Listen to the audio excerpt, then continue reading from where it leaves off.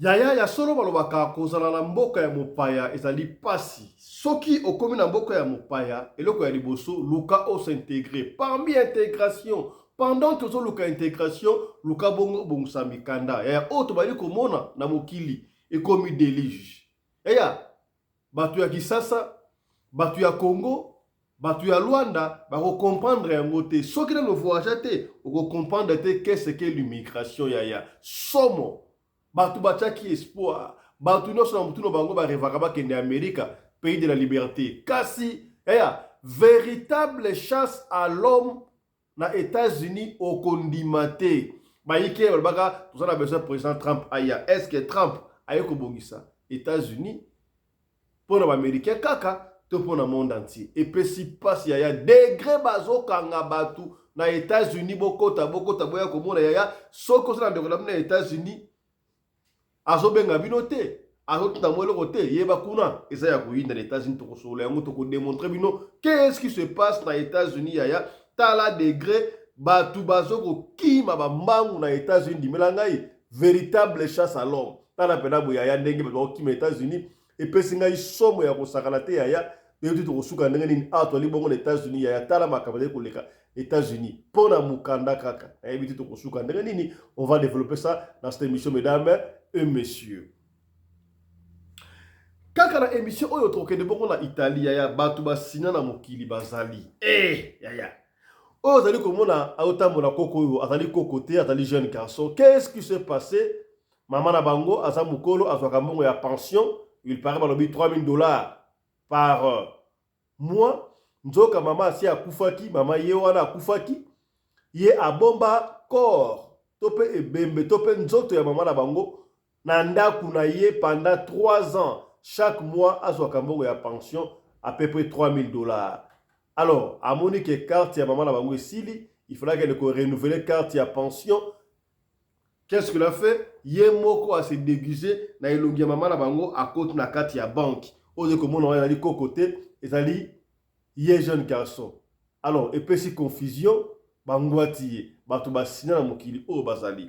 On va en parler dans cette émission, mesdames et messieurs. Yaya, est-ce que vous avez vu que balabaka nyonso ya nkuku ekobima na mpwasa? Beaucoup de Rwandais babwaka ngunda na États-Unis comme étant ba Congolais, plus de 38 000. Gouvernement américain koto ba bengana, koto ba landre makambo. Et ça peut d'une part bien pour na biso ba Congolais. Yaya, ok na États-Unis comme on a ba vrai Congolais bazate, bilongi kaka nefuka. États-Unis, qu'est-ce que les États-Unis a remarqué? 38 000 Congolais, ils se disent Congolais. Bon, on ne peut pas juger quelqu'un par rapport à la physionomie dans Bango, mais quand même, tout ça va Bantou, il faut va Bantou parce que les belés qui va tuer les Moussou. Bah Congolais, on va à Congo. Immigration américaine remarquée, non? Oh, comment se fait qu'il va Congolais? Mais na ba passeport na Bango, entrée sortie, il y a Congo et Zalakate, et Zalakaming, il y a Rwanda ndenge nini. On va développer cette émission. Urgent. L'ambassade des États-Unis au Rwanda sera fermée et pour être délocalisée vers le Kenya. Et pendant ce temps-là, plus de 38 000 Rwandais sont activement recherchés aux États-Unis pour avoir usurpé l'identité congolaise. Donc le temps est venu où tu connais vrai Congolais. Vous avez vrai Congolais? Vrai Congolais pour découvrir ça musikate hein. Tala ka makambi ya match. Yo équipe na yo ya Congo zo iko beta, ozali kolinga to pola. O ba pola kaka, ba pola ndenge nini. O to lo bakite, to lobi. Voilà. Mbote na bino bande ko balandi ya radio lokoye télévision bisika nyos tubo zwami. Merci na confiance, peu fidélité, vous allez couper sa programme Oyo. Radio Lokole, Masolo, et pas puis chaque fois, tout kutana, solo la makambu, Oyo, et ça dit que les na communauté la biso africaine, mingi ya biso ba Oyo Tolobaka, Lingala, Ngai Babenga Kangai Fiston Pelende, Tata ya Sedek, Soki Bali Boso, la biso, to senga karayo, o s'abonner. Soki o s'abonner, Kobo sana ta soki mukete, ko fina cloche à notification, pour na ora takaba programme, tout s'abonner ko, tout s'abonner, mon bondo, pour ça la biso plaisir. To quand le cola to kosilisa année on a 60 000 abonnés à Pamba, mais là vous êtes en train de nous décevoir. Tout ça va 58 000 quelque chose. Moi 1800 Simba quand tout le monde peut mettre là. Tu vas dire 58 000. Est-ce 58 000 voilà ce qui moko na biso à partager à ce que mutumoka s'abonner. To les cater. Rien n'est impossible à la radio locale. Faites-nous plaisir. Tout n'a pas pembeni. Est-ce qu'on s'abonne? Maman, est-ce qu'on s'abonne? To s'abonner mon bondo yaya. To si ça t'a année oyo na 60 000. Cela va nous faire plaisir à vous. Voilà. Quel n'est pas le souci dans la deuxième chaîne d'Abisso Afrique Masolo TV. Kaka na YouTube. Obeti Afrique Masolo TV. Photo nanga bimiwana au s'abonner. Yaya. TikTok yamba moto.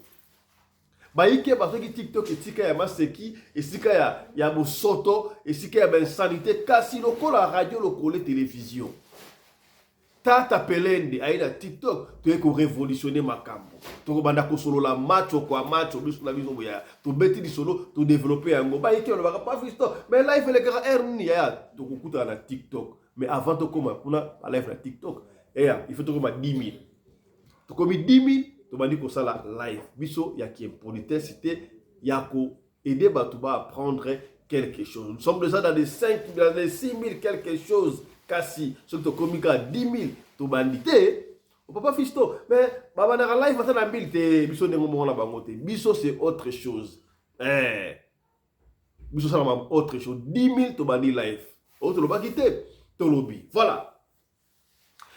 Il y a un qui a mon bandeli makamba immigration où ils ont ça bateau mutuko soir oui c'est vrai mutuko soir mais ceux qui ont la liba norme mususu c'est la capelle logique na couper ça yo conseil ceux qui ont na mboka ya bapaya on a vu que rapport tout mais mboka ya bapaya ozali congolais ya Kinshasa OK na Brazzaville ya mboka ya bapaya ozali congolais ya Brazzaville ou na Kinshasa mboka ya bapaya OK Angola mboka ya bapaya OK Afrique mboka ya bapaya et si ka OK et loko ya liboso ba luka kazalaka intégration. On s'intègre pendant qu'on s'intègre yaya ozo yekolapé langue ya bato mboka wana et en même temps ozo régulariser mikanda ya mboka wana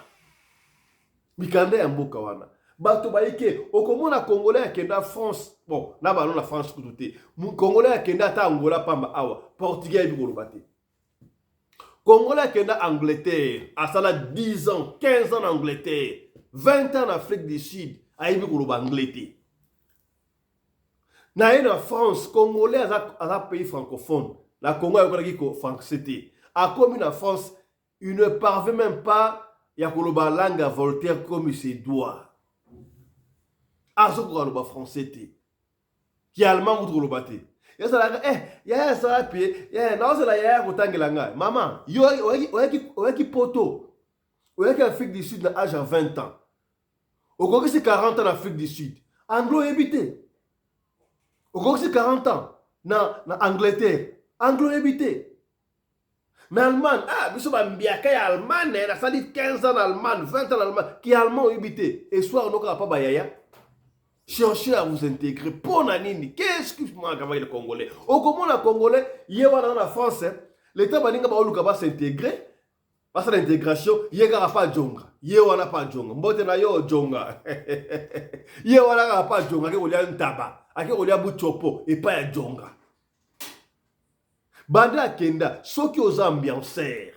Olingaka bar, olingaka boîte. Nanu ba mona yote na boîte moko ya ba français par exemple. Nanu ba mona na boîte moko te ya ba anglais, ya ba allemand. Yo kaka Congo. Et si ka ba congolais. Et na buzoba.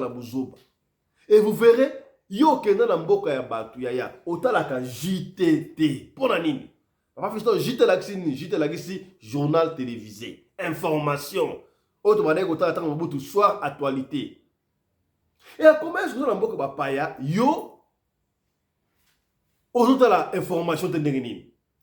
Yo bando kotaki na YouTube. YouTube au lieu otala na radio lokoye TV.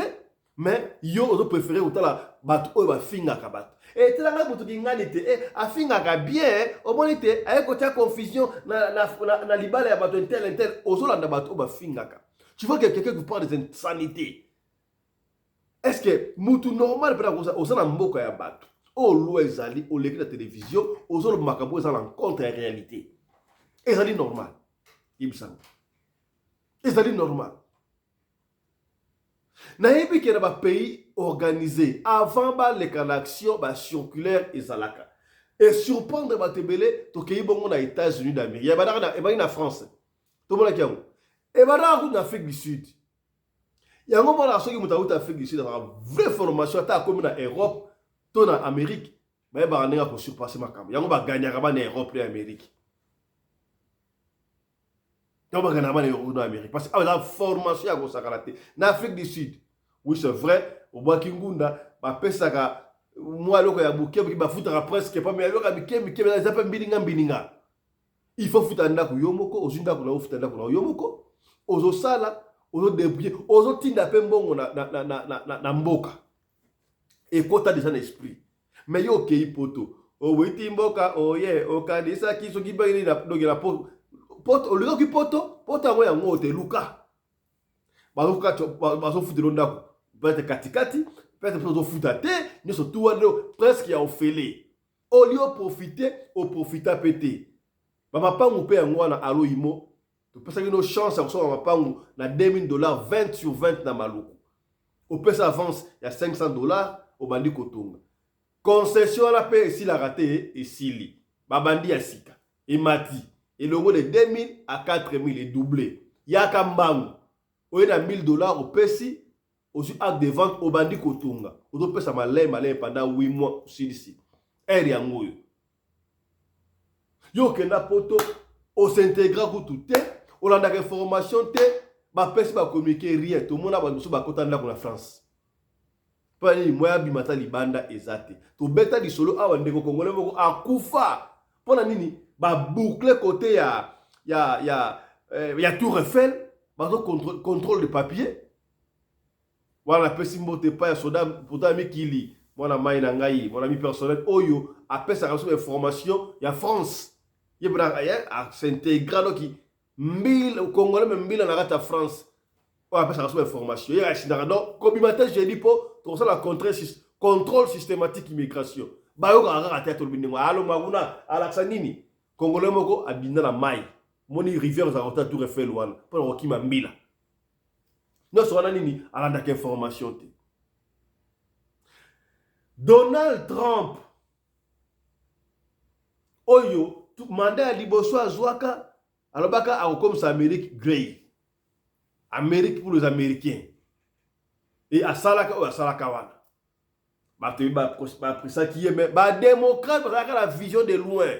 Tant que tu libaya bon, et bien ngo qui a gagné aka mais moi magui. C'est par ça que tout le monde a dit que même les États-Unis, bah oui, peut zalaka. C'est une élection. Bah bimisa démocrate. Papa wana msuswana. Oya bukulu wa combien? Biden.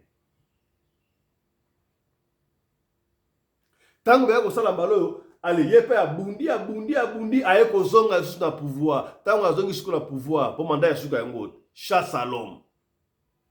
Bandeko degré ba kota na États-Unis et ça qui doki olongo Angola yo wala Angola okay Angola aussi okona Brésil kuna obandi makolo koti bazamba tu batu ba otika na kati bazamba tu la a témoignage ya bandeko ba banda zamba to bana ba banda Brésil ba londa biso pe awa ye moko andima pe na koloba bon na ye na mwasi na mwana Brésil makoti makolo mwasi makolo vimba na kata déjà to la live awa Congolais wana babunga na mwana nzamba salaka grâce ba koma en Amérique.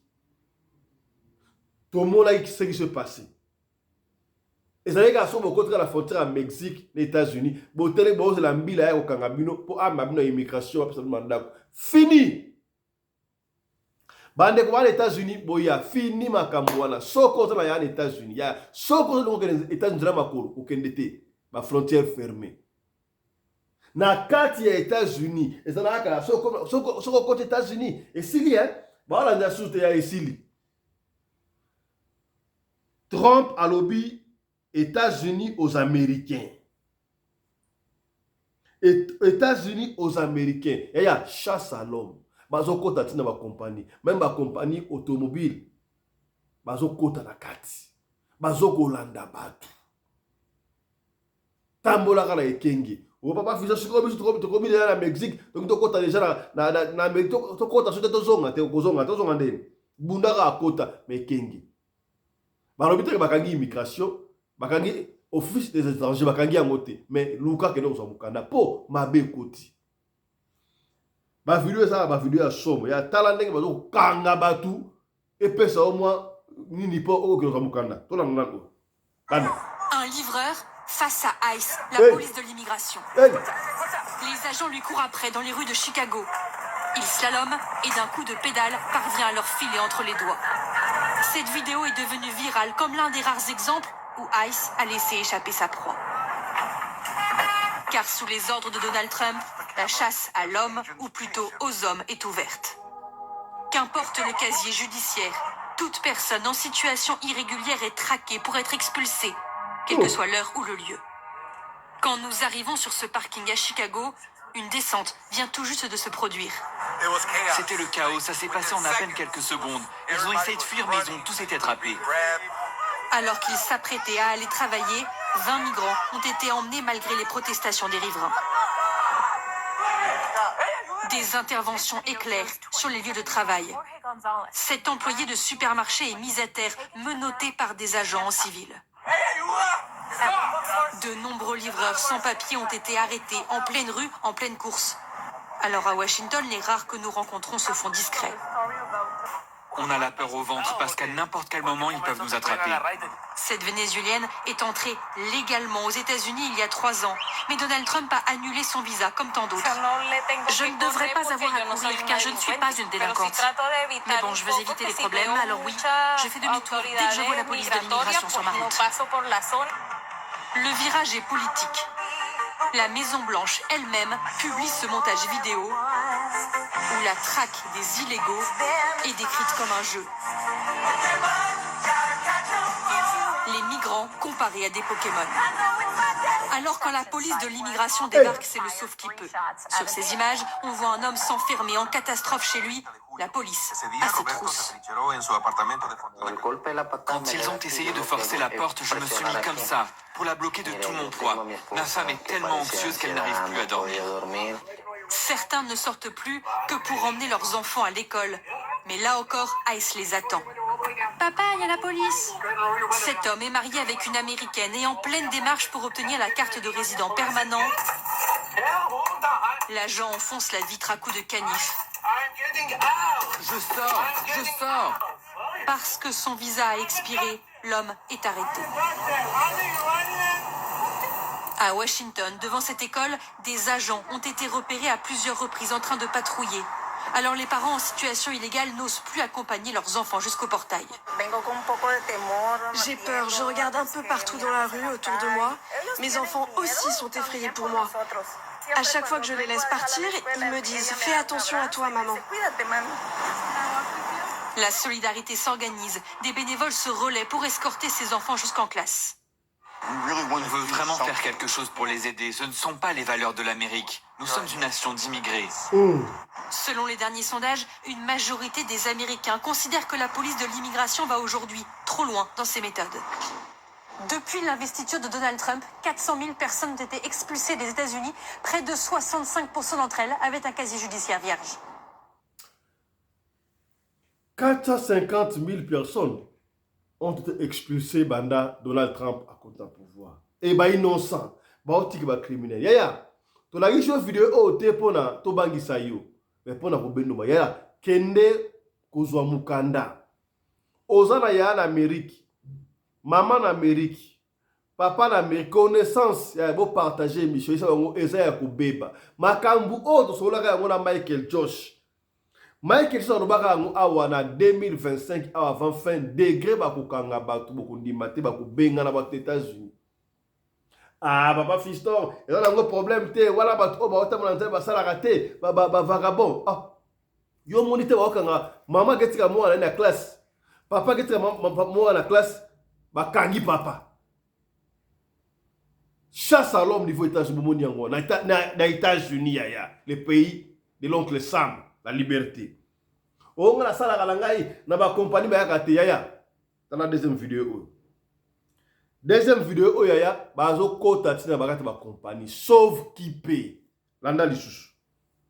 Sauve qui paie yaya. Landa. Ils étaient en train de travailler, ils finissent alignés les uns à côté des autres, puis enchaînés aux mains et aux pieds comme les pires criminels. Ah! Direction le centre de détention pour 475 employés, dont plus de 300 Sud-Coréens.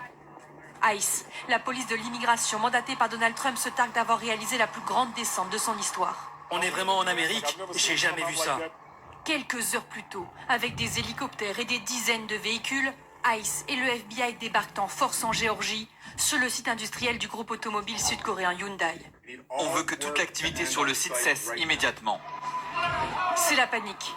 Plusieurs salariés tentent de s'enfuir, de se cacher dans les entrepôts. Certains finissent même dans l'eau avant d'être finalement appréhendés. Tous doivent présenter leurs papiers. Beaucoup d'entre eux avaient un visa temporaire qui avait expiré. Mais ces images et surtout les méthodes employées choquent en Corée du Sud et font les gros titres. Certains médias parlent de trahison de leur allié américain historique. Le gouvernement demande des explications. Il y avait une demande d'investissement à grande échelle aux États-Unis et nous y avons répondu. On avait été clair sur le fait que la délivrance de visas était une priorité. On va clairement protester auprès des États-Unis. Après s'être félicité de l'arrestation de ces migrants illégaux, Donald Trump tente désormais de calmer le jeu. ICE avait raison, car ils sont illégaux. Mais il faut peut-être qu'on trouve une solution pour faire venir les gens nécessaires dans certains domaines, pour qu'ils forment nos compatriotes à le faire eux-mêmes. Donald Trump commence à le réaliser. Sa politique anti-immigration pourrait avoir un impact majeur sur l'économie. Fin 2025, pour la première fois de leur histoire, les États-Unis pourraient avoir un solde démographique négatif. Oh. Ya boni, otali. Ce que ça en Amérique, il y a ça que nous avons candapo, ma békoti. De toute façon, en Afrique du Sud, justement, dans l'étranger, hein, pour l'Afrique du Sud, après chasse à l'homme et zali na ndengbo osakate. Na ebite mboka oyo, balandi. États-Unis et l'Afrique du Sud, toi Afrique du Sud l'Inde et États-Unis. Pour les bandakala, chasse à l'homme, côté ba Congo bazalaka. Aux appels de l'Afrique du Sud benga na tuna ya sawa. Pour degré bazokanga et personne mutu ko so.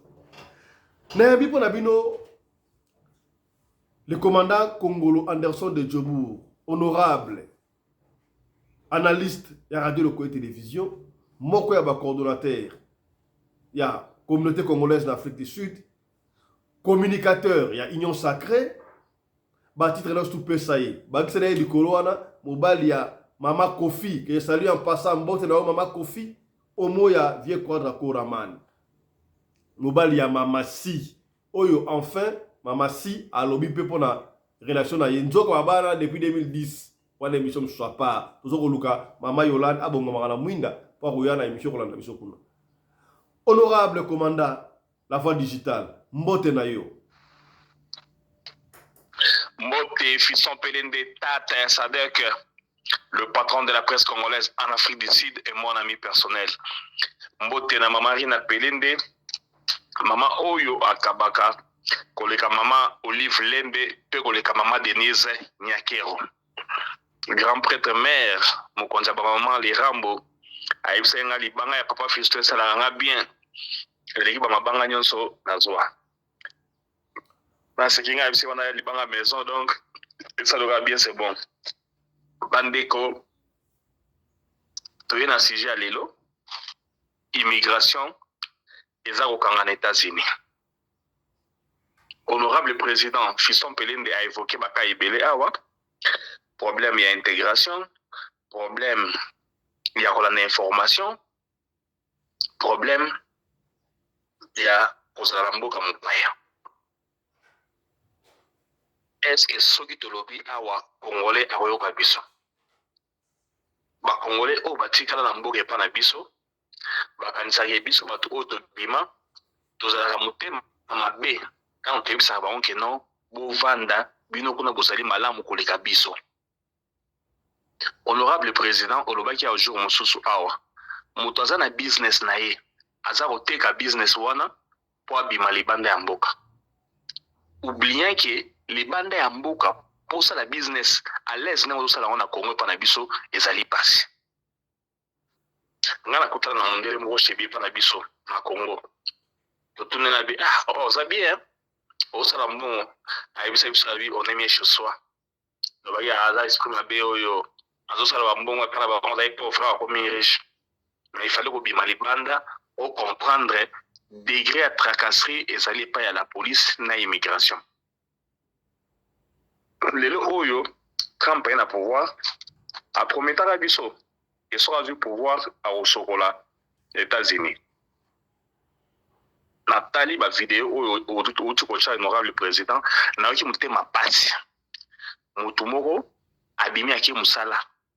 Mais, bazola qui sont na souga, la journée, à sougi le rôle à prisonnier, non seulement prisonnier libre, mais na bachen na makolo le rôle à criminel. Tanane batandi bangwana mulongo, bacheche bango bachen na makolo. Babomi nani, babomi motute, bazana mukandate. Nathalie wana lisusu.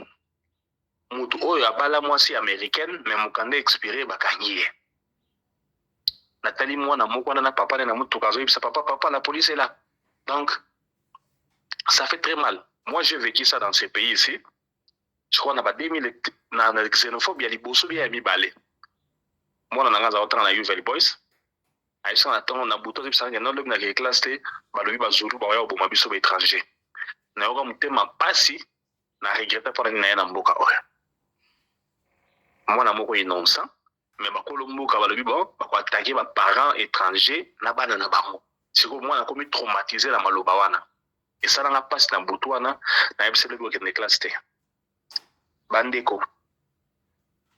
Cause la Libanda, ils allaient m'abbé d'un côté Moussoussou, responsabilité, ça n'est pas na biso.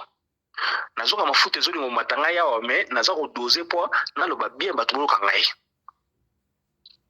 Immigration oyo mikande za ofele na immigration mukande za ofele mukande so comme bimisa mbongo pona mukande comme cop et comme mafia et comme moyibi et comme crime en soi mukande za ofele mais congolais pona osala ka ba démarche wana kende zonga yaka kende na bureau bozonga boya azako mona yango pasi azako préférer avanda sans document na mboka ya bato.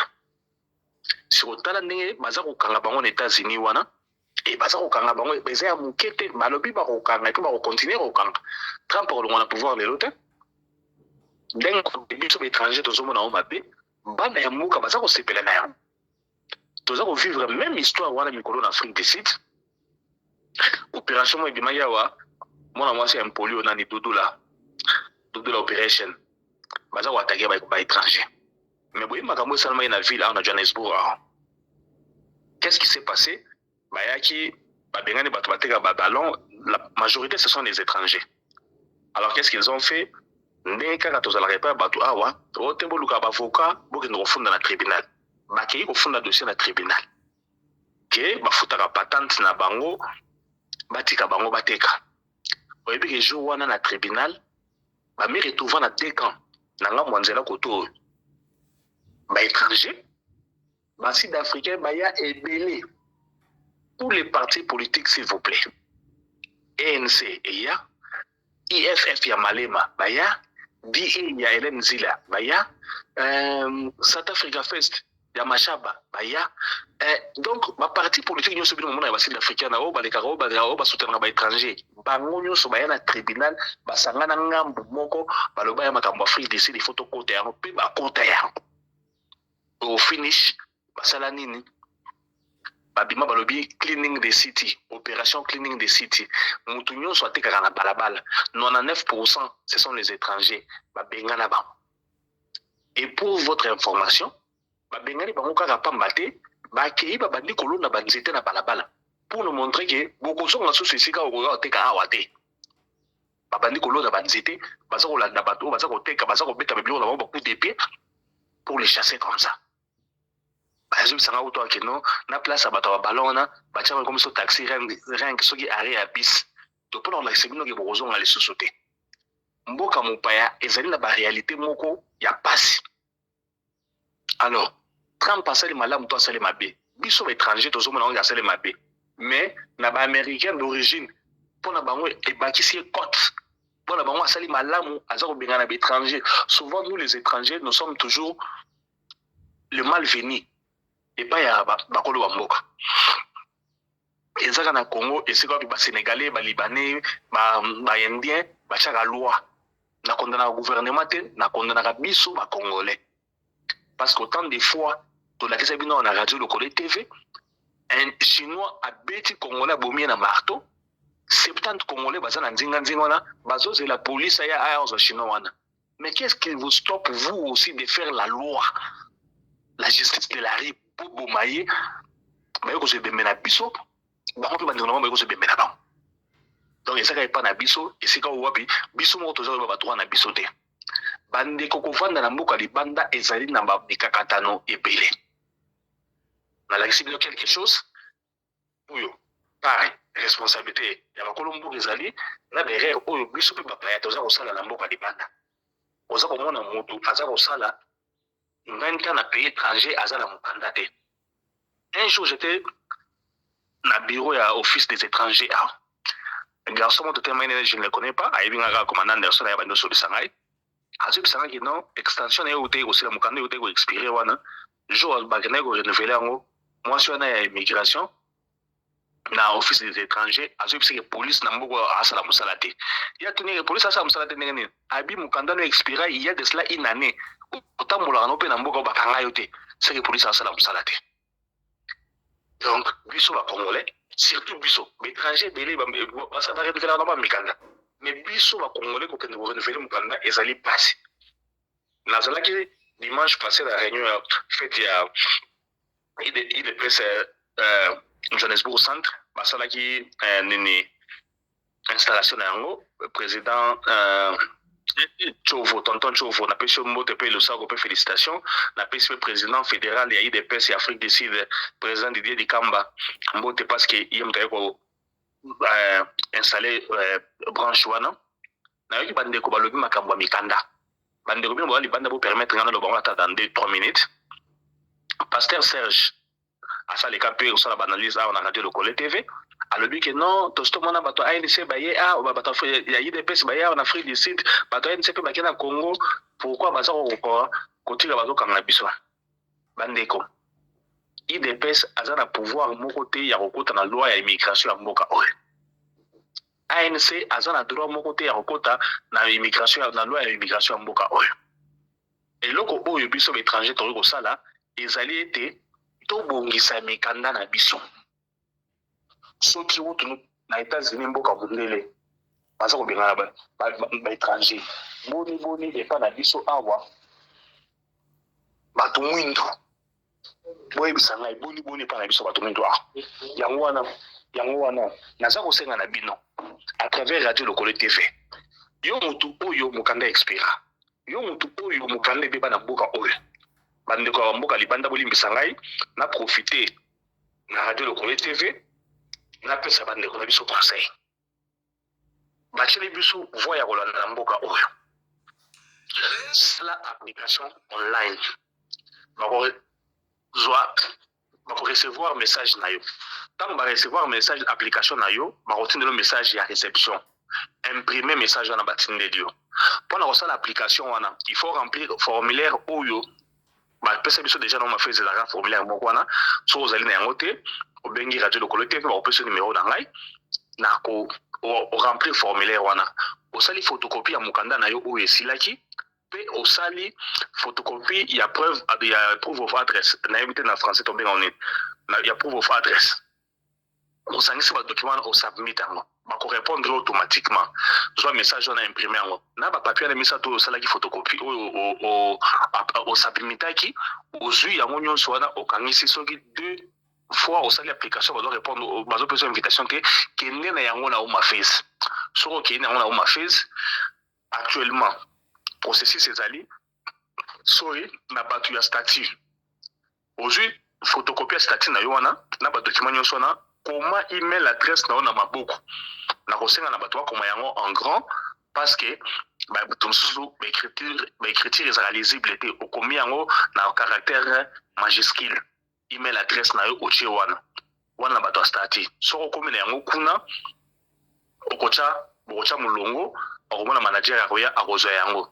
après yeko zo yango ba ko ba bongo na ko pesa yo rendez-vous ba ko tindelo rendez-vous na email adresse nona effectivement baza kotinda rendez-vous après 2 ou 3 semaines on va répondre yo bandeko bo sala yango pona ko éviter botala mokili ndenge ezali kokendele Simo Kimbango alobaki moyindo ko diriger mokili oyo mais bozomona déjà bakal oyo baza kotia biso bayindo mondela azolinga te tozala likolo na ye mondela aza kolinga te biso bato mwindu to émerger alors mpona koéviter yango totosa mibeko ya mboka non seulement en Afrique du Sud, même aux États-Unis, même en France, partout. Boto c'est mibeko ya l'État, au comment on a qui brotique là bas problème.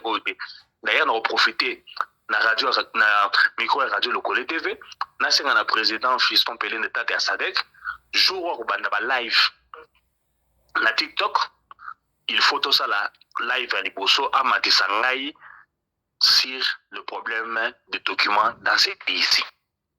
Naza sur bato toyede bino ngai nazalaka moto ya immigration te mais na ndambo na yebi toyeba ndenge ya ko orienter bino mpona kobima na bankokoso oyo bozali kokutana na ya je suis à la disposition de cette communauté mosala na ngai yango wana koassiste bino live à liboso nasengi président awa na TikTok tokosala yango sur l'immigration na Afrique du Sud awa papier na biso ezali problème siko na bino bato boza kovanda libanda bozali komona pasi ya kokende kozwa mokanda or kokende kozwa mokanda ezali facile koleka nzela outaki Brésil ti okoma na États-Unis na zamba otamboli na barisque oleki na otamboli bino kwami siko mpona kosala badémarche ya kokende korenouveler mokanda ozomona ngo pasi mpona nini nayebisaka bino toujours awa keno nzela ya facile ya kokende États-Unis ezalaka soit DV Lotterie soit HCR Trump mpe aye kodo na makambo ya DV Lotterie parce que ayebi eza mpo normal okokotela na mboka aza na besoin ko nettoyer na mboka kuna na kati yango basali biloko wana ndenge wana yo mutu oyo oza kovanda na États-Unis avant bakanga yo luka obongisa mokanda na yo mutu ovanda na France bozo koka intégration te mpona nini tolongo siko na makambo mokanda te na makambo intégration congolais intégration ezala na Afrique du Sud intégration et pas congolais la passe au moins mutu ka nde honorable président Tshikoloba awa mutu asali 30 ans 20 ans na mboka oyo anglais ayebite mokanda za na yango te finalement oza ko vivre ndenge ni oza ko vivre ndenge nini eloko liboso oluka yebana no langue après oyo ozo bizaleli na bango ya mboka na topona malamu tozwi oyo mabe totiki makom kamba ko na information oyo congolais na information na mboka te congolais na ko pesa exemple mibale awa na ba information na mboka oyo tosto mona na mboka oyo information pendant un certain temps eza ko lobela tabo besta mutu oyo azalaki prisonnier gangster bakangi criminel bakoti na prison alingi mwasi libanda mwasi ya docteur mannequin ya mboka oyo ayebana alingi ye na prison a influencer momiana ba organiser ko bimisa na prison ko kimisa na prison il faut ça la nini babomi mutu ya bomo libanda na cité babomi mutu bakoti na kata poubelle ba ina na kata prison bafandisi yango pendant na prison pendant une semaine baza ko luka ndenge nini ya ko bimisa ye alors jour ba parvenir ko réussir ko kata ba caméra nyonso batumba zo ebemana bakota na cellule ya tabon besta batumbi yango kuna ye babimisi akimbi alors ibimi que non aziki na cellule na ye est-ce que le Congolais a l'information na 95% ba Congolais ba ibina ba makambo te mikolo mto histoire réseau rien na information Afrique du Sud Kate Matlala wana mama na criminel mutu moko amiko misa grand na mboka oyo musala na ye ko alefaka ba tozana ba bongo ba lever ba ndiko torturer ba kina famille no otinda mbon pour finir ba kangie na caisse na ye wana ba inspecteur ya mboka oyo ya police ya minene ba ministre bazana balera mbongo na ya mutu wana. Est-ce que Congolais makambo wana Congolais bien information te Congolais la information te Congolais bakamamboka la biso landaka te ya awa alandaka te aza ko vivre kana bato oyo elobana honorable président pour mon TikTok mbala ko finga moto afinga rabia obani ko tala mais landa ata radio locale TV est-ce que baza ko pesa wa conseil papa na mama na bana boza ko landa boza ko yoka makambo ya mate boza ko landa bino olingite soko tabona na nte na radio locale TV abonne-toi c'est ça le moment pour l'intérêt de ta vie sociale et de la vie de ta famille. Merci, honorable président. Merci, honorable. Tout ce qui est à la aux États-Unis, n'a évité nationalité congolaise la kitoko la gouto nini. Nathalie Awa, de quoi a publié, lui c'est Clément Mouya. Qu'est-ce qu'il dit? Urgent. L'ambassade des États-Unis au Rwanda sera fermée et pourrait être délocalisée vers le Kenya. Et pendant Et pendant ce temps-là, plus de 38 000 Rwandais sont activement recherchés aux États-Unis pour usurper l'identité congolaise. Je ne sais pas si l'information est vraie, mais awa, il faut démontrer comment est-ce que les Américains mingi, les Congolais mingi États-Unis, c'est un vrai Congolais. Tu vois qu'il y a des bandits, awa, tu juger par physionomie na bango te, parce que tu sais la physionomie, il y a des Congolais, parce que tu as Bantou d'abord, à vrai dire. Tu as Bantou, na ndenge na bango kozala. L'Afrique, tu as une catégorie, nilotique, bazalaka, Bantou, bazalaka. Et ça, le quoi, l'Afrique, ici, nilotique, bazalaka paye. Ma face, soit ils appellent l'Afrique, mais pas l'Afrique. Mais pas la chose au Congo, on a évité ceux qui bazalaka, parce que l'histoire, on a tant de livres, on a mboka, Teddy Fitu, Congo et Grégor du monde. La qui s'habille sur ce camerounais, à Kenatinage, dans le musée colonial en Belgique, il n'a jamais été dit quelque part qu'il y a des tutsis congolais, tout le monde est en côté. Il n'a jamais eu de Banyamulenge congolais, tout le monde est en côté. Dans le musée colonial, il n'y a pas de souci. Mais comment est-ce que l'immigration américaine a pu remarquer ou détecter cela? Bah, que les Congolais basaï belé en Amérique. Bah, passeport congolais belé en Amérique. Par curiosité, bah, passeport est Bimaka et Zongaka. Et Bimaka et Zongaka. Mais qui est ce Congolais-là, résident en Amérique? Autant de fois qu'il a congé, Nanoa qu'il a congé par la été dans Congo. Bah, qu'il a congé dans Rwanda. Bah, Zongaka. C'est que awa suspect ali awa bazo luka bango. Voilà ce que na cadre immigration information est-ce que honorable commandant Anderson aura qui yango lecture non pas information zani. OK information wana. Oui, honorable président, na yoka information il s'avère que c'est une vraie information wana. Ba omoni mundele akolisa makambo ya intelligence na filature pe na ba recherche pe na poursuite ya dossier mondele tanga sala enquête ya dossier azaka na patience moko oyo biso ba noir to kokaka te na kozonga l'exemple moké dans le temps beaucoup d'années passées Belgique na poste ba remarquera que ba koma ko yiba ba biloko na poste bakolia bato bazofongola ngo bazoyiba bambongo bazoyiba biloko basaka oyebi basala ndenge nini ezo bango temps mpona kolandela réseau wana ti bayaka kokanga keno bakongole baza kosalela bango bazoyiba biloko wana ça peut beaucoup de temps ndenge moko na oyo omona lobi wana keno plus de 34 ou 38 000 personnes wana congolais bazwana mukanda bazwa donc na compte ya Congo mais na filature na enquête ya mondele amoni ke bato na batikala okende Congo te. So il y a des vacances à Rwanda. Il y a des vacances à Rwanda. Donc il y a un de Saline wana. Na États-Unis côté amuke, tu as que base il y a Rwandais au Canada. So Canada linga ba landela bango, kunande ba kokanga bango peut-être ba kokoma ata ba 200 000 hein. Kokoma ata ba 200 000 kuna na Canada.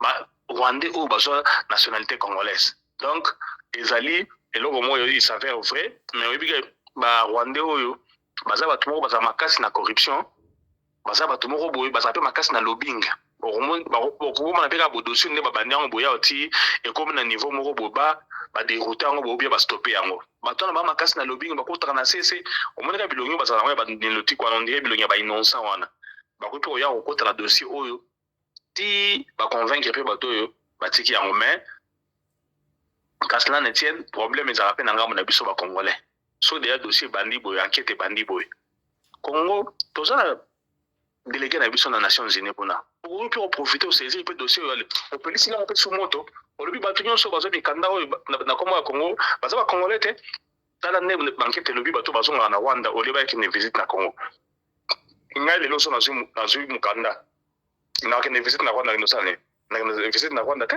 mafamille to Congo nakokende na Congo donc bato oyo baza bato moko basi bainfiltre biso babénéficie trop na kombo ya Congo mais en réalité balinga biso bacongolais te eza mpe bainstance na biso mpe il faut saisir badossier ya boye oyo bamekolandela yango babotela bango mikanda so babotela bango déjà ekozala mpe bien parce que bazwa mikanda trop na kombo na biso mais au-dessus de ça baza kobomaka biso baza kolinga biso te yo olobi yango wa bien banilotique oyo baye na mboka na Congo bazalaka te siko bango bamikomisaki babanyala molenge congolais bato boye ndenge nini biso en Afrique du Sud, il y a des basala ba 40 ans bazali en Afrique du Sud. Mais ba tsela nationalité te. Na il sera toujours ba tout lelo soko zalika bobimia kendeka na nini na oh non Laris Pelende abimi député na mboka o na parlement. Des ordres ba bobimisa na parlement on numéro te. Au numéro te ba tolérer mon côté. Pour la nini baza ko veiller na o Taliban. Biso ne bato ba infiltrer biso bazwa nationalité na biso de partout ba kenda na Congo bazwa la bénéfice o ba congolais ba mo bazwa te. Mais tout à la balle on a peut-être et vous allez bien sur ba kanyi ba botu ba nationalité na et puis Europe ça la bien pour l'intérêt à Congo. Merci honorable président. Autre chose à présent. Tant que les Sikabo na Italie, na linga to solo yango pour aller radio le côté fungola blo miso. Pour l'introduction image oyo parce que ce qui est salama qui na Congo. Ba inga ba mutu aza magicien, mutu aza sorodiongo, ba qualification nyo surtout parce que biso en Afrique parce qu'on a compte on a ra kindoki. Na Italie un jeune homme yaya. Na ko tshela vidéo landa. Mama na ye bade ko vivre na mbongo mama na ye. Mama na ye mbongo ne ya pension, ça a pensionné. Mbongo ya pension, surtout kalingila ngo babi à peu près $3000. 3000 euros à peu près chaque mois nga zo. Na yebité. Mama mutu oyo ya jeune oyo ya kufi. Na yebité ceux qui mutu na pension, ba pesa la pension on surtout des comptes final, to ba sala randé on ne sait pas qu'est-ce qui a poussé à ça eloko wana. Mais maman na ya kufi likolo ya mbongo ya pension o bazwaka so $3000 na ebité so pétrole so combien na ebité a préféré à garder et bembe ya maman na ye na ndako a mbome yango a bomba yango na ndako pendant 3 ans. Pouvez-vous imaginer? A bombi et bembe ya maman na ye na ndako pendant 3 ans. Entre-temps, ye azwaka mbongo wana. Na émission oyo je vous rappelle que soyez branchés pour Tokoyamba Bongo, Dr Guilherme Bourgeois, la émission Tokoyamba Isikabwe, vous allez brancher. Dr Guilherme Bourgeois, pour la communication, on peut savoir. 3 ans, mon bimba, à Mbongo, chaque mois, il y a maman naï. Ma carte, il paraît, ça la rappelle à délai. Délai, silaki. Je vous dis, il y a 5 ans, on a habité. Mais tant que sili, il faut si qu'on colle carte à Kende, pour renouveler. Vous avez une carte, il faut faire un computer une photo. Quand vous avez une photo, vous imprimez les cartes. Alors, moi, je suis à Gossa, je l'ai quitté. Maman, il fallait qu'il. Qu'est-ce que ce jeune homme a fait? Il s'est déguisé dans maman naïe. Technologie comme Moulay Boussika, non? Ah, c'est déguisé dans maman naïe. Tout le monde a Big Man Mania, ça la filme, non? Ah, ça dit, Nina maman naïe bien, c'est déguisé. À la type, yewana sali ko kende comme étant maman na ye. A kota pe nyoso tout boubou. Bakangi yepe photo barabutu mais ya original la original. Degré à maquillage le cas qui wana babi o. Comment ko sa maquillage boye? Makasi boye ndenge nini? Ba question piège wa muke et simbité mangwati. Ba remonter filière bakei. Mais comment on a que maman a koufa a bomba et bembe nandaku pendant 3 ans. Pas jouer à Kabambo. On a mis tout d'abord. Est-ce que ce qui maman a koufa qui bon on a pensé ngo katana. Ben on peut des comptes finalité. Bon et ngo ça la manette ndenge nini. Siko abakangi. Batete magicien te hein. Bisina kongo ngo tete magicien. Nga epese nga mutu ko soit eloko oyo. Ya mona pesa maloba epa ya commandant Anderson landa na vidéo ya mona ziana tudo vidéo ya ngo zela la canne, le sac à main, tout a été pensé dans les moindres détails. Mais ne vous laissez pas berner, sous ses vêtements de grand-mère se cache en fait un homme de 56 ans, paré d'une bonne couche de maquillage et d'une sacrée dose de culot. Il y a 2 semaines, il s'est présenté dans cette mairie, au nord de l'Italie, avec un objectif surprenant. Renouveler la carte d'identité de sa mère à gauche en se faisant passer pour elle. L'employé au guichet a remarqué qu'il était très maquillé, mais il y avait quand même une ressemblance. Pourquoi ce stratagème? L'homme gardait en fait chez lui dans sa buanderie le corps de sa mère de 82 ans, Oh. enroulé dans 2 draps, momifié. Il profitait de sa pension de retraite, près de 3 000 € par mois. Yo. Elle était pourtant décédée depuis près de 3 ans. Oh là là. L'homme habitait au bout de cette allée dans une maison. Voilà. Lecture na yo na histoire mukio qui commandant Anderson des années avant Toyamba Bongo, docteur Guillet de Bourgeois. Lecture na yo.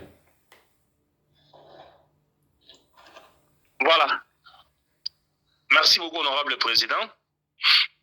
Nathalie, information à Moutoyo, c'est un génie. Un génie, mais les Kambosa dans coucou, un jour, bien toujours dans poisson. D'abord, ma connexion à maman Koufi, au Bombi Sekele, il y a un bandi Mbomeye. Déjà, il n'est pas docteur. Mbomeye, pendant 3 ans, pour Wane Vanda, avant de la place avant de la Rapuna, on a carte à maman. C'est la 3e année, carte, il fallait expirer, il fallait renouveler la carte. Pour avoir la maquillage, so tu as autant so yogi au santé. Attends, le bagage, maman, mon colo, moi, 83 ans de bâtiment. Attends, on est malade, maman, coco. Exactement, qui est pour renouveler carte. Tant que tu as gagné photo, à mon avis, tu as maquillage belé, c'est normalité. Na âge wana na maquillage wana ndebe ko alerter police ça fait investigation mon ndebe kangayana un génie mais là so yesali pas c'est ça que comment kangamuté mais ya ovanda ne demia maman abota yo na ndako pendant 3 ans aux autres ça va tout pour l'intérêt de l'argent et puis sur tali 3 000 € par mois dans une année azana quelque chose de 36 000 €. Pendant 3 ans, il avait déjà 5 et quelques mille €. Est-ce qu'il était en carte expirée, il ne pouvait pas stopper. Que Asala a risqué, payer ou reverser Bakangi. D'un côté, c'est un génie, de l'autre côté, c'est un sorcier, de l'autre côté, c'est un. Et le bon intéressant, il est en Congo, on regarde un peu, comment ils sont trop bien, mais Azam Tamael. Sikoyo. Enquête où il faut voir ça là, maman n'a pas fait de est-ce que yom tabomagi maman n'a yé pour nos jambons wana ou bien maman n'a pas fait le normal, il y a mon gars sur maman qui peut-être yom t'as sponsorisé pas c'est quoi t'as l'andaku et vanité, mais en réalité c'est un intelligent. Pour vendre bêta voilà aussi pendant de photos maman n'a tué mais bêti Péric n'a yé sur forme souki n'a yé donc non c'est monsieur c'est un génie. Un génie tout fait. Merci, honorable président. Voilà, merci beaucoup, commandant Congolo Anderson de Djobour. Voilà, Tokoya Babo Nabino Sika Abouye, docteur Guilain, les bourgeois, Botali publicité, docteur Guilain bourgeois, alors que de bon Congo par sa file, toi, ça n'a Congo par sa file déjà, sur par outil, Bayeki Obengi, Sobino, tu en as besoin, docteur Guilain Aleka Awa, Aya, Kosoli Sabiso Toyokaye, moi, Kala. Voilà. Nayambi pour Nabino, docteur Guilain de bourgeois. Docteur, bonjour. Oui, bonjour, Fiston Pelende, Radio Locolé. On a la Braza déjà, oui, tu Braza, aujourd'hui, message de la pour la Lilo. Ouais, pour le moment, on a Kinshasa, on a Congo Brazzaville. Siko, pour le moment, on a Kinshasa. Message car on a même les bannes à Radio Locolé, tout bas à la branche, na matière nangai, balanda, akande tolobaka, et puis qu'on kebisa baron ba produit hydroquinone. Bête la personne du solo sika aboye. Et on dit que l'équipe a Braza pour na basi no ko sika et puis ba traitement après ba traitement au ko sala pona ba tuba on besoin. En tout cas, pour na bana Brazzaville, baleki na traité bango, Brazzaville na traité Brazzaville, na comité na ba point no wana. Na traité ba Brazzaville, bo balaki nyoso na premier ya poso, bazaki ya Robeba. Bazaki na baluvambano, bazaki na batache, batampon, bamama o bazaki vraiment pe na batin bien te na papa o babebaki bango nyonso en tout cas ba récupérer ba santé na bango. Mais pour le moment na zade na Kinshasa, il y a aussi la peine na bato to bazana ki et puis na bano bazana bato to bazana kat Europe, Amérique, Asie, na docteur Guilain de Bourgeois les réparateurs, il y a maladie, il y a l'oposo. Na zona kat Kinshasa ba o to bazana problème na bango bazo mitungisa na bango. Ndenge tolobaka butu moi na Radio Locolé, en tout cas là disponible na mieux placé na bateau tout bazobela loposo baya et puis comme ça na te Fiston Pelende to comme na bonne année o ezali décembre za vraiment décembre eza mikolo moko ya bafete moto to aza na mposa lia bonne année na propriété na beauté. C'est ça, toza disponible bato nyonso to baza na problème maladie ya peau, maladie de la peau, ba contacter biso. Oya telite akolia bonne année te yaya etikali quelques jours bonne année. Docteur Guilhem Le Bourgeois a soigné au tentir na 10 jours ya pamba. Docteur Guilhem, peut-être son numéro rapidement. En tout cas, ba contacter biso na numéro na biso ya WhatsApp, auto sayela kaka ya 00243 85 46 86 411. 00243 85 46 86 411. 00243 85 46 86 411. Ou toi dans un problème ya maladie ya loposo à contacter biso. Docteur Guilhem. Allô. Oui, docteur Guilhem. Oui, allô, fils de Belé. Oui, d'ailleurs, quand on va mingi, on s'en va parallélisme wana. Que non, yo osa commerçanté, bate ba commerçant, ba ya pas docteur. Différence, on sait la religion, quelle différence y a-t-il entre ba commerçant ou bien ba commerçant na yo docteur? Oui, papa Pelende na beta CT makasi. Na lobi ba kene na ba commerçant te bato to bazo souffrir ba kene na ba commerçant te pour commerçant aza ignorant. Ayebi biloko azoteka te mosombi pe aza ignorant. Yango moni entre mosombi entre commerçant mutana na connaissance aza te. Fa oyambala moko na docteur. Docteur nem dokota la oposo, docteur nem tayebi makambo ya poso. Takenga docteur Guilhem Le Bourgeois le dermatologue. Naza mieux placé à kota poso. So ke ba commerçant. Commerçant otekela yo. Kobosana te papa Pelende ba kisi nyonso ba mafuta ezaka na effet secondaire. Akaba irritation, akaya ba allergique. Commerçant a quoi protéger te a quoi défendre te. Alors yaka na expert na docteur o muto yo atangili makambo ya poso, yene mutaza me placé à retraiter yo. Na lobaka atoye pa na ngai docteur Guilhem Le Bourgeois te le dermatologue. Ba dermatologue ngo bazalaka na bango belé. Mais bon éviter ba commerçant. Muto teka mafuta ayebi conséquence mafuta te. Ya kotekelo kaka yo sombi okei soki yineli yo obengi ye akosila mayele akobeta monoko. Voilà. Donc pas la biso ba dermatologue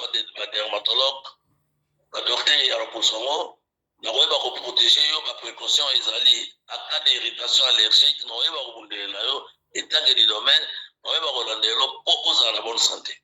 Voilà, commandant Anderson Congo de Djobu, c'est la maman pour la docteur Guilhem Le Bourgeois. Voilà. Bonjour, docteur Guilhem Le Bourgeois, docteur Yaloposo. Na sepela koyo ka mingi parce que au convaincant que on maîtrisaka traitement ya loposo. Na linga kana tuna eloko moko.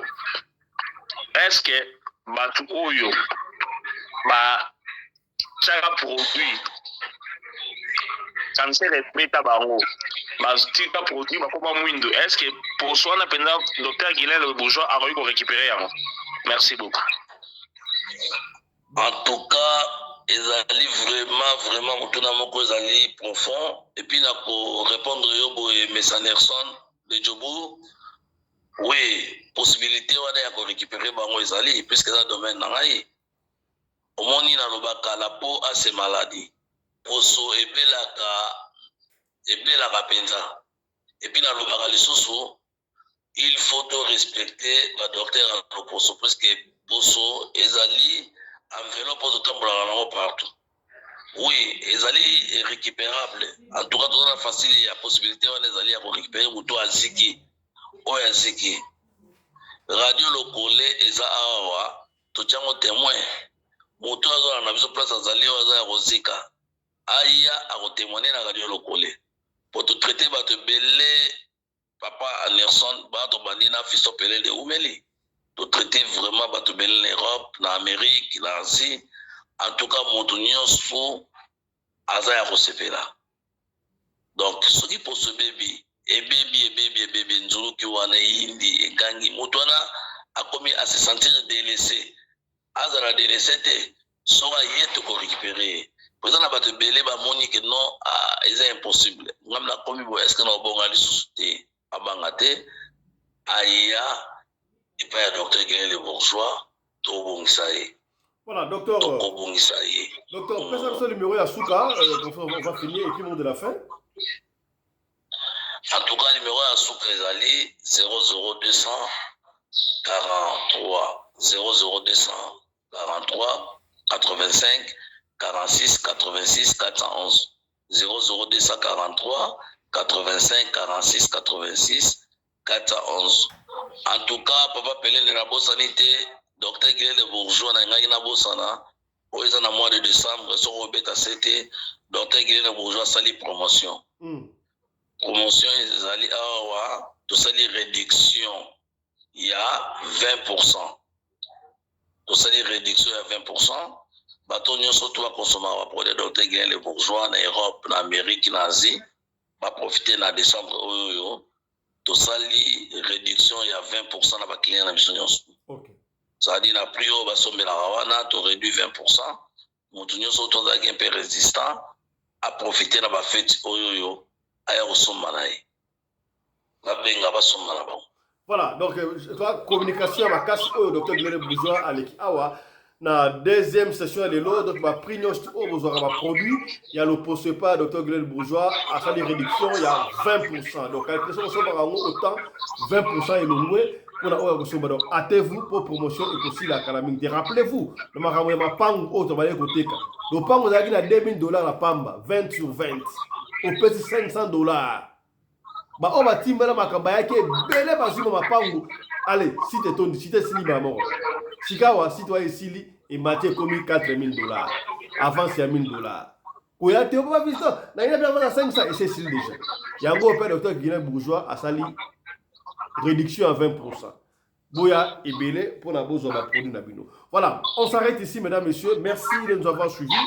On se retrouve demain avec un autre numéro de l'émission Radio Lokolé. Ma Cindy Love, ma Kofi Phil. Rendez-vous demain. Na réponse à Mamassi. Mamassi enfin à lobby. Nous avons un mariage coutumier en 2010. Nous n'avons pas beaucoup. Basala mariage civil en 2013. Oh, si vous maman ali atala quoi? Babu yana kakana Kofi. Tant que procès manaye ko salama. Divorce les gars déjà. Nga epesi ngai mutu ko so. Ngam na lobby ya moté. Bokola na Mamassi live hour na Radio Lokolé demain matin. Rendez-vous. Maman Yolande, bonga mara déjà. Allez, portez-vous bien. Santé de fer à tous. Hein. Chap chap. Et tchara.